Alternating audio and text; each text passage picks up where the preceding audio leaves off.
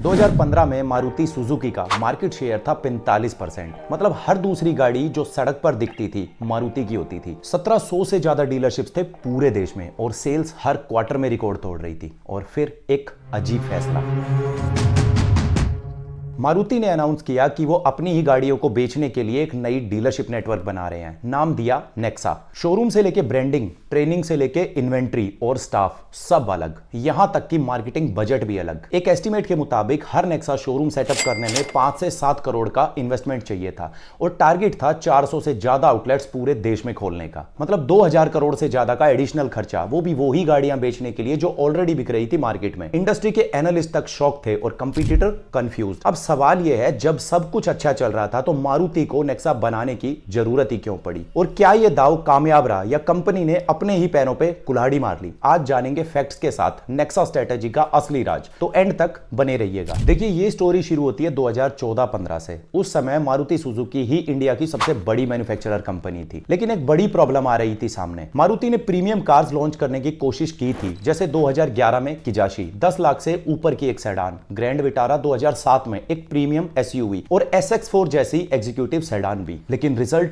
किजाशी की मुश्किल से 2500 यूनिट ही बिक पाई उन 3 सालों में। SX4 और ग्रैंड विटारा भी कुछ खास नहीं कर पाई। मारुति की प्रीमियम कार्स लगातार फ्लॉप हो रही थी। वहीं हुंडई की वर्ना, होंडा की सिटी सब बिक रहे थे, क्योंकि कस्टमर साइकोलॉजी का एक बेसिक रूल था जो मारुति भूल गई थी। जैसे होंडा ने सिटी को एक स्ट्रॉन्ग पोजीशन दी कि लोग स्पेसिफिकली होंडा शोरूम जाते थे सेडान खरीदने। वहीं टोयोटा की इनोवा और फॉर्च्यूनर प्रीमियम सर्विस एक्सपीरियंस के लिए जाने जाते थे। लेकिन मारुति शोरूम में सेम क्राउडेड वेटिंग एरिया, चाहे ऑल्टो का वॉक इन कस्टमर हो या प्रीमियम कार का सीरियस बायर, दोनों को एक जैसा ट्रीटमेंट। अब मारुति ने समझा प्रॉब्लम कार में नहीं, परसेप्शन और एक्सपीरियंस में है। दूसरा बड़ा कंसर्न था कंपटीशन। 2010 में मारुति का मार्केट शेयर था लगभग 49%, जो 2015 तक 45% पे आ गया। डिफरेंस छोटा लगता है, लेकिन वॉल्यूम में लाखों यूनिट्स का लॉस। वहीं हुंडई एग्रेसिवली प्रीमियम सेगमेंट में आ रहा था। 2015 में क्रेटा लॉन्च होते ही हिट हो गई। होंडा सिटी सेडान सेगमेंट को डोमिनेट कर रही थी और साथ ही साथ वॉक्सवैगन, निसान, रेनॉल्ट सब इंडिया में एंट्री कर रहे थे। और सबसे बड़ी बात, इंडिया का मिडिल क्लास सेगमेंट एक्सपेंड हो रहा था। 2015 में इंडिया में लगभग 50 लाख गाड़ियां एनुअली बिक रही थी। एनालिस्ट प्रेडिक्ट कर रहे थे कि 2020 तक ये नंबर बढ़कर 70 लाख से ज्यादा हो जाएगा। और ये सारी ग्रोथ आनी थी प्रीमियम सेगमेंट से, मतलब 8 लाख से लेके 20 लाख तक की कारों से। तो कंपनी के लीडर्स ने सोचा, अगर प्रीमियम सेगमेंट मिस कर दिया तो फ्यूचर में मारुति का डोमिनेंस खत्म हो सकता है। फिर जुलाई 2015 में मारुति ने नेक्सा लॉन्च किया, जो सिर्फ एक नया शोरूम ही नहीं, एक कंप्लीट ब्रांड रीपोजिशनिंग स्ट्रेटेजी थी। मारुति ने अपनी पूरी लाइनअप को 2 पार्ट में डिवाइड किया। जो रेगुलर डीलरशिप्स थी उन्हें अरीना बनाया, जिसमें एंट्री और मास मार्केट कार्स को रखा, जैसे ऑल्टो, वैगनार, स्विफ्ट, डिजायर और अर्टिगा, जो 3 से 10 लाख की प्राइस रेंज में आती थी। और दूसरी तरफ वो डीलरशिप्स बनाई जिन्हें नाम दिया नेक्सा, जहां रखी प्रीमियम और एस्पिरेशनल कार्स, जैसे सबसे पहले आई एस क्रॉस और फिर बलिनो, सियाज,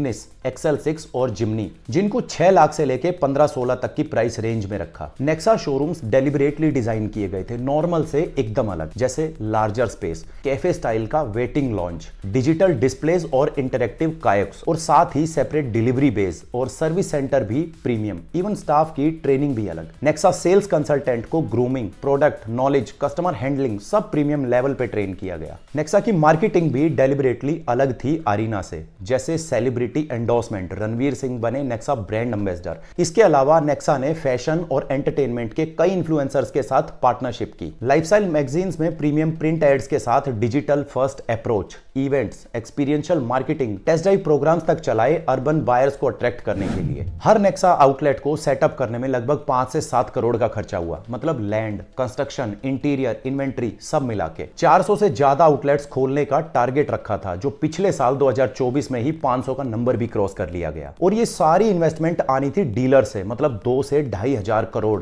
टोटल। वहीं जो मारुति की डायरेक्ट इन्वेस्टमेंट लगनी थी वो भी देख लेते हैं। ब्रांडिंग और मार्केटिंग, पहले 3 साल तक 300 से 400 करोड़ एनुअली बजट रखा। ट्रेनिंग और इंफ्रास्ट्रक्चर पर लगना था 50 से 100 करोड़ और इसका डबल लगना था आईटी सिस्टम और बैकएंड पर। मतलब मारुति की टोटल इन्वेस्टमेंट जो लगनी थी लगभग 1500 से 2000 करोड़। और ये सब मारुति के लिए एक बड़ा गैम्बल ही था, क्योंकि डीलर्स को भी कन्विंस करना था नए इन्वेस्टमेंट के लिए, वहीं कंज्यूमर को एक मारुति कार 10 लाख से ज्यादा में बेचनी थी।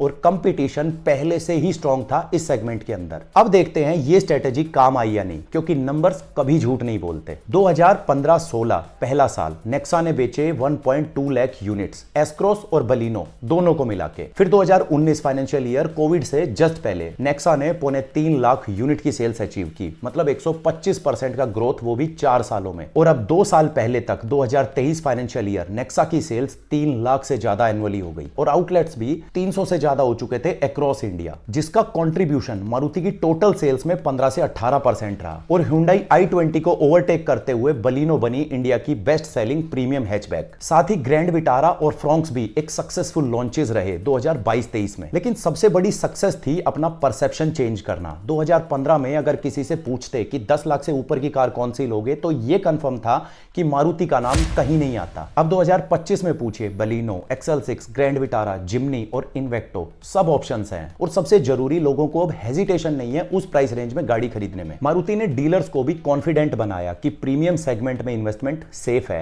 हेल्दी डीलर मार्जिन रखे, जैसे 8 से 10% नेक्सा में, जो कि आरीना से ऑलमोस्ट डबल थे, जिससे डीलर्स भी मोटिवेटेड रहे। और आज लेटेस्ट फाइनेंशियल डाटा के मुताबिक मारुति की टोटल मार्केट शेयर बिलो 40% है, जिसमें आरीना का कंट्रीब्यूशन लगभग 83% और बाकी का 17 नेक्सा से। लेकिन ये 17% बहुत इंपॉर्टेंट है, क्योंकि नेक्सा की एवरेज सेलिंग प्राइस है 9 से 10 लाख, जबकि आरीना की 5 से 6 लाख। मतलब profit margin per unit Nexa से ज्यादा मिलता है। और ब्रांड इमेज जो बिल्ड हुई, उसकी वैल्यू क्वांटिफाई नहीं कर सकते। तो फाइनली नंबर्स के हिसाब से देखा जाए तो नेक्सा मारुति की मोस्ट सक्सेसफुल ब्रांड स्ट्रेटेजी थी लास्ट डिकेड में। प्रीमियम परसेप्शन बिल्ड करके मारुति को फ्यूचर रेडी बनाया, जब इंडिया प्रीमियम सेगमेंट में शिफ्ट कर रहा था। और ये जर्नी अभी पूरी नहीं हुई। मारुति ने अब नेक्सा से इलेक्ट्रिक व्हीकल भी लॉन्च करी है, जैसे हाल ही में आई ई विटारा, और EVX SUV भी आने वाली है। तो प्रीमियम सेगमेंट में और ज्यादा एग्रेसिव होने वाली है कंपनी। तो ये था कारंजी ऑफ रिकॉर्ड, वो सच जो कोई बताता नहीं, कारंजी ऑफ रिकॉर्ड में दिख जाएगा। अब अगला वीडियो किसके ऊपर चाहिए, हुंडई की इंडिया स्ट्रेटेजी या टोयोटा का रिलायबिलिटी सीक्रेट या फिर टाटा का सेफ्टी फोकस, कमेंट में बता सकते हैं। और लाइक कीजिए अगर ऑटोमोटिव बिजनेस स्ट्रेटेजी इंटरेस्टिंग लगती है, क्योंकि इंडस्ट्री के राज अभी और भी हैं। तो मैं कृष्ण हंस मिलूंगा नेक्स्ट वीडियो में, तब तक के लिए जय हिंद।